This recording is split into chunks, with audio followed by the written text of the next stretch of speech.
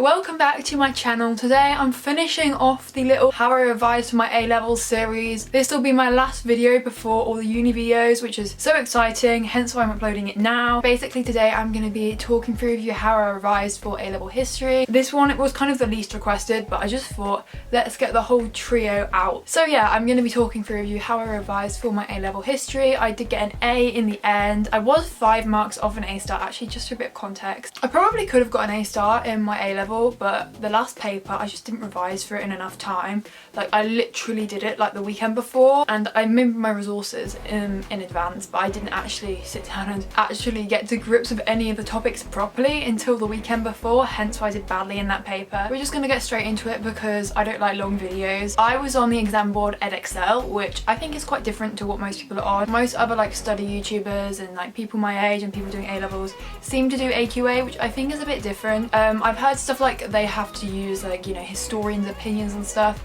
We don't have to do that. We just have like simple essays and source questions and then our coursework. But yeah, just bear that in mind. These tips apply to like how I revised, not how you should revise to get an A.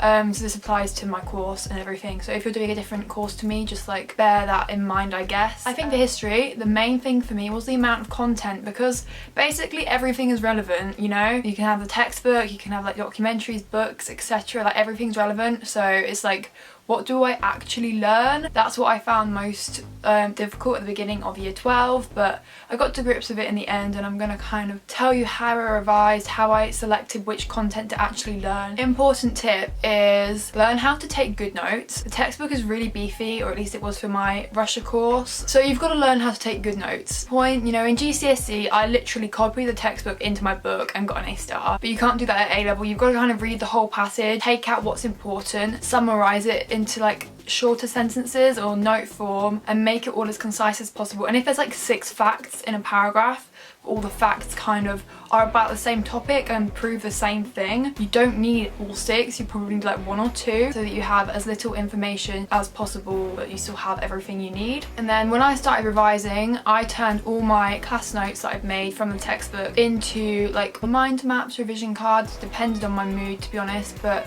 I think for history, mind maps works best, but obviously whatever works best for you, use that. So I would take the class notes I've made and condense them even further onto mind maps. So I had like a proper skeleton outline of the course, and I had like, you know, information for every topic, and I used the textbook to tick off every topic so I knew that I'd done every topic. And usually like for a whole chapter in the textbook, like a whole big beefy chapter, I would just do like literally 1 A4 mind map, because that just forced me to like get rid of stuff that didn't matter. You've just got to be really ruthless with it, to be honest. Like, do I actually need to know all these facts, or do I just need to learn one of them? Right, and you can also add depth to your notes by reading. Like, you can read and watch documentaries. You don't have to write down everything that's in that documentary or in that book, but just to add depth of your knowledge and understanding of the time period, that is so helpful. And you will pick up the odd thing or two from a book or a documentary that actually you can write in an essay, but unless you can imagine yourself literally writing that fact in an essay in your exam or whatever, don't write it down. Also for history, please don't sit and learn your notes, because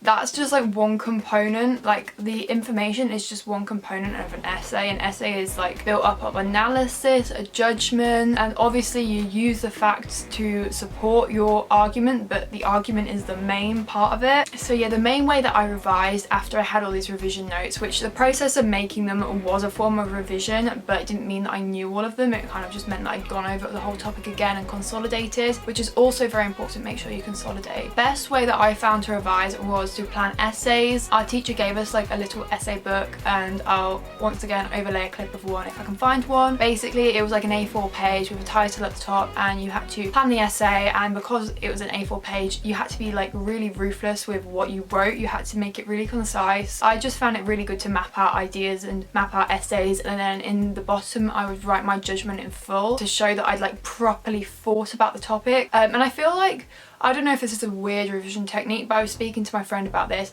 If you literally just sit there and think really deeply about the topic for history, I feel like that is a form of revision in itself, because you're really actually delving into it and thinking about it, and it's kind of a subject where you have to think about it. But yeah, when you are planning essays, use like some facts for each section of the essay that you have in your revision resources. Use them to help you write the essay plans, but then in a different colour write your analysis, like why you think this is the main factor, compare the different factors. Also practice writing and planning essays in timed conditions, because obviously in your exam you have, for me I had 45 minutes to plan and write an essay, and that was 5 minutes of planning time. And when you've literally just seen that essay and you've got 5 minutes to plan it, taking like all this information from your revision resources onto the piece of paper to plan it and coming to a judgment, it's kind of difficult. It's like a skill that you need to perfect. So definitely take some essays and just like give yourself 5 minutes to plan them, a further 40 minutes to write them, or whatever the time frames are for your exam board. I think it's actually super useful to practice planning and writing an essay with unlimited time, because you can really make it as good as you can. You can think about it deeply, you can go back and edit it. I found that so useful. And there was one time as well where I've written an essay and I thought it was really good. I was so proud of myself. I got it back. It really wasn't very good. My friend had done really well in it, so she sent me a copy of her essay. Basically, I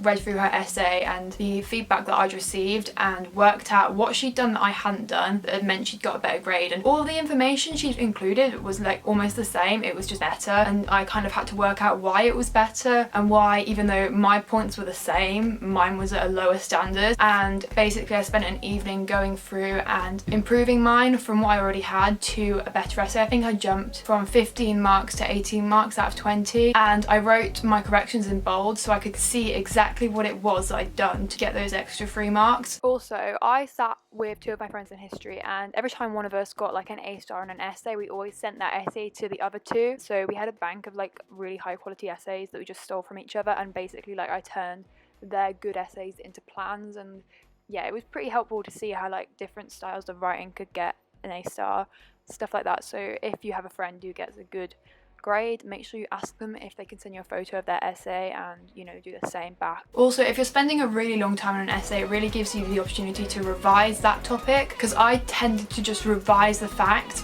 by making essay plans, because you're constantly going over the material anyway. You're thinking deeply about the topic because you have to come to a conclusion about the essay title. So I found that even writing the essay plans without learning the revision resources first was a form of learning them. Also, I think I kind of touched on this, but I would make sure you plan an essay on every single topic and then learn it, but just learn it very roughly. Don't sit there and like literally memorize it, because that's a waste of time. It's not very efficient, but just kind of roughly learn it. Make sure you can remember the majority of the facts, your judgment, why you came to that judgment. And if you can remember why you came to that judgment, you won't need to actually learn the judgment, because you'll just be able to write it out in an exam anyway. If you have a rough understanding of all the facts you need to know for each topic, basically you can cater those facts to almost any essay question in that topic, and you just have a different judgment. And as long as you've got the facts, you can come to a judgment in timed conditions usually. And also, I wouldn't be too specific with facts. I think if you've got numerical figures, it's so much easier if you just round them to a number that's easy to remember. Otherwise you'll overwhelm yourself with information, and people marking your exams aren't going to care actually if it's rounded. They'll know what you mean, and there's so many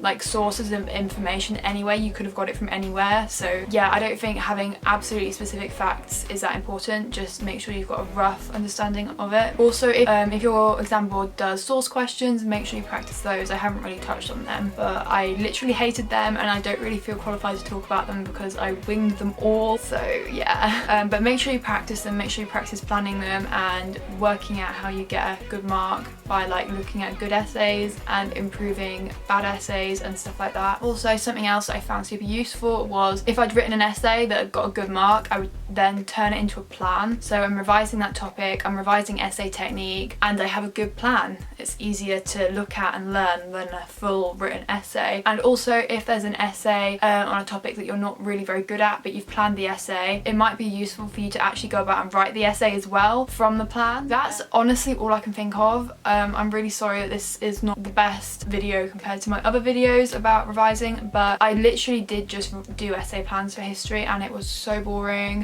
hated every second of it, but it's what you gotta do. Probably the best way to actually revise, you know, sitting and learning the facts is such an inefficient way of revising when you could be learning the facts while practicing essay technique, while thinking about it more deeply by doing judgments. That's basically what the main point of this video. Don't sit and learn facts. It's such a waste of time. Yeah, that's literally about it. I hope this has been useful, and I will see you very soon for a brand new video, which will be my first university video. Bye!